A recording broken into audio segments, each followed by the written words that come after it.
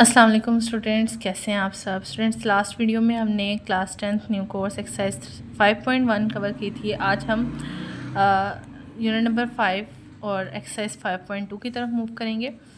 हमारे पास एक्सरसाइज 5.2 जो है हमें फ्रैक्शंस गिवन है, अलजेब्राइक फ्रैक्शन गिवन है और हमने इन्हें सॉल्व करना है। ठीक है, दो फ्रैक्शंस गिवन है और इन्हें हमने एलसीएम के ज़रिए या अगर कोई फॉर्मूला अप्लाई करना है तो हम वो करके इसे सॉल्व करेंगे। क्वेश्चन 1 पे मूव करते हैं। हमें गिवन है 3/x-5 plus 1/y-x।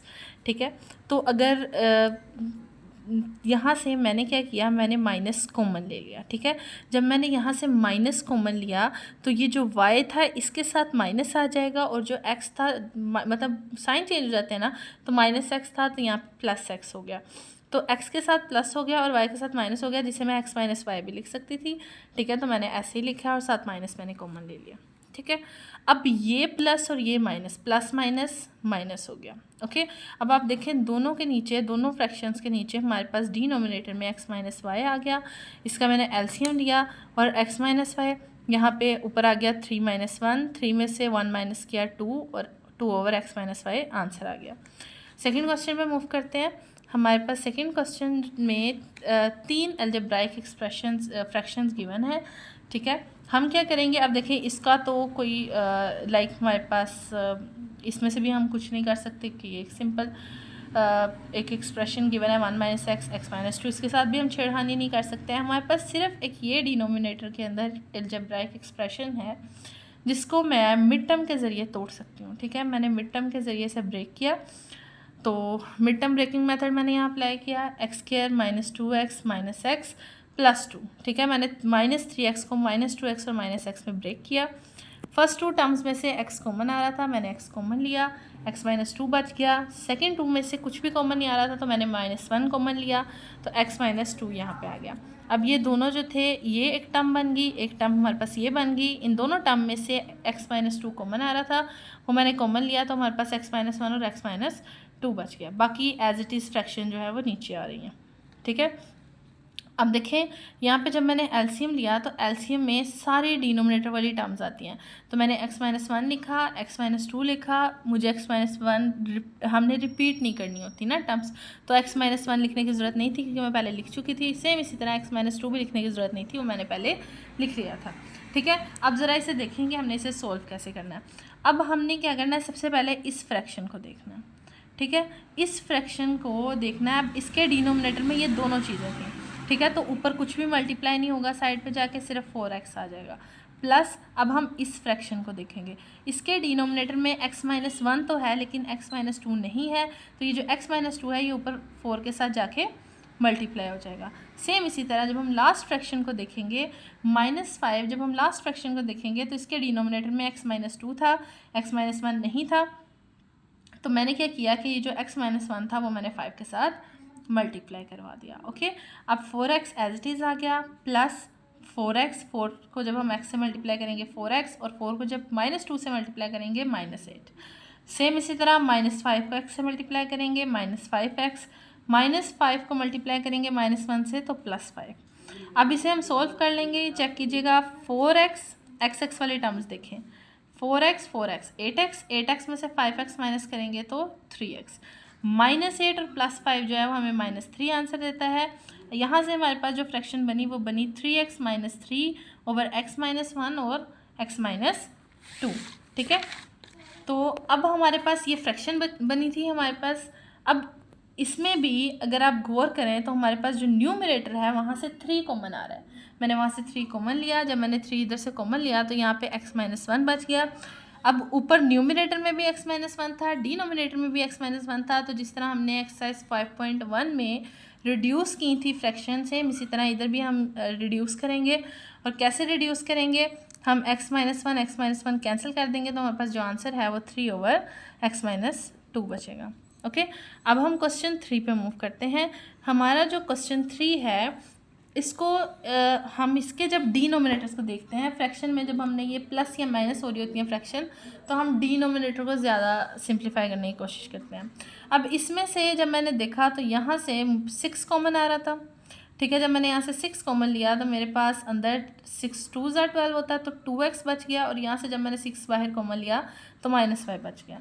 Second denominator जो सेकेंड फ्रैक्शन है उसके डिनोमिनेटर से कॉमन क्या आ रहा था, 9। जब मैंने 9 कॉमन लिया तो यहाँ पे अंदर हमारे पास पेरेंथीसेस में -2x -y बचा। ठीक है, अब मैंने इसका इन दोनों का एलसीएम लेना था। एक तो हमें पता है कि 2x -y आ रहा है। अब 9 और 6 इसका मैंने अलहदा से एलसीएम लिया। जब मैंने एलसीएम लिया तो मेरे पास बना 18। ठीक है, तो यहाँ पे हमारे पास इन दोनों का एलसीएम आया 18 और यहाँ पे आया 2x -y। अब इसको कैसे सॉल्व करना है, इसके इस फ्रैक्शन को देखेंगे हम। 2x -y है ठीक है, ओके, यहाँ तक तो हमने देख लिया। अब हमने चेक करना है कि 18 जो है 6 का टेबल पढ़ो, 18 कितने टाइम्स आता है, 3 टाइम्स। तो 3 जो है वो ऊपर जाके इस वाली के साथ मल्टीप्लाई हो जाएगा। या अगर आपको नहीं पता चल रहा है इसे कैसे सोल्व करना है तो आपने इस फ्रैक्शन को पकड़ना है, इसे साइड पे लेके आना है, x + y 6 2x -y, और जो आपने यहाँ पे एलसीएम लिया होता है उससे आपने इसे मल्टीप्लाई करवा देना है, 2x -y 2x -y 2x -y cancel हो गया, 6 1 6 3 तो 3x + y जो है वो हमारे पास यहाँ पे आ जाएगा। सेम इस तरह चाहे इसी मेथड से आप इस फ्रैक्शन को साइड पे लेकर जाएं और उससे मल्टीप्लाई करवा दें जो आपने एलसीएम लिया है, तो आपका जो आंसर आएगा वो 2x -y। अगर इस तरह नहीं करना तो सिंपल 2x -y है और 9 का डबल पढ़े, 18 कितने टाइम्स आता है, 2 टाइम्स, तो 2 ऊपर जाके मल्टीप्लाई हो जाएगा। अब इसे हम आगे चेक करते हैं, आगे मल्टीप्लाई करवाएंगे। 3x 3x और 3y 3y प्लस 2 को x से मल्टीप्लाई करेंगे 2x और -2 को y से मल्टीप्लाई करेंगे 2y। अब यहाँ पे x और x 3x और 2x मिलके 5x हो जाएगा, और 3y में से जब हम 2y को माइनस करेंगे तो हमारे पास y आ जाएगा, और नीचे as it is 18 2x -y आ गया। अब मैंने इसको मज़ीद सिंप्लीफाई अगर मैं करने की कोशिश करूँ तो ना तो मेरे पास न्यूमरेटर में कुछ कॉमन आ रहा है और ना मैं डिनोमिनेटर को कुछ कर सकती हूँ, तो ये हमारे पास फाइनल आंसर होगा। क्वेश्चन 4 पे मूव करते हैं। क्वेश्चन 4 है हमारे पास 2/x + 2y - x - 6y/x² - 4y²। ठीक है, इसे हम जब सॉल्व करेंगे तो यहाँ पे आप चेक करें, इसको हम डायरेक्ट हम इसका एलसीएम नहीं लेंगे, पहले हम चेक करेंगे क्या कोई फॉर्मूला लग रहा है इस पर। यस लग रहा है, चेक कीजिएगा ज़रा कि ये x² था, मीन्स ये x का स्क्वायर था, और ये 4y² था, तो इसे मैं 2y का होल स्क्वायर लिख सकती हूँ। वेल नोन फार्मूला है a² - b² हमारे पास इक्वल होता है a + b a - b। तो मैंने इसे x + 2y और x - 2y लिख दिया। ठीक है, तो भी मैंने कुछ भी नहीं किया, ये फ्रैक्शन एज इट इज़ आई और इसके डिनोमिनेटर को मैंने फॉर्मूले के ज़रिए ओपन किया। ठीक है, अब इन दोनों फ्रैक्शन का जो हमारे पास एलसीएम आएगा वो क्या आएगा, x + 2y। और मैंने आपको कहा था कि हम अगर एक दफ़ा लिख लेंगे तो हम रिपीट में वो चीज़ नहीं लिखेंगे, मतलब x + 2y तो मैंने लिखा हुआ है, तो x - 2y लिखना होगा मुझे। ओके, तो अब यहाँ पे हम चेक करें इस फ्रैक्शन के नीचे जो डिनोमिनेटर है इसमें x + 2y तो था लेकिन x - 2y नहीं था, तो x - 2y जो है वो ऊपर जाके मल्टीप्लाई हो गया, माइनस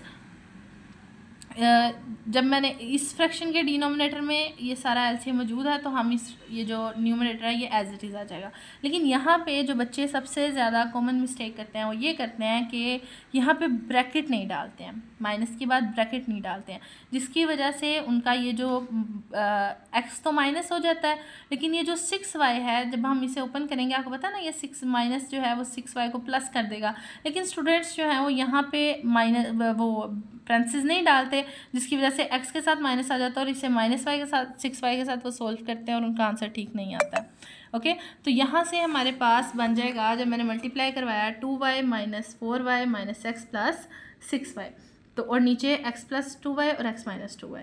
यहाँ से 2x में से x जब मैं 2x में से x निकालें x आ जाएगा, और 6y में से 4y आप निकालेंगे तो +2y।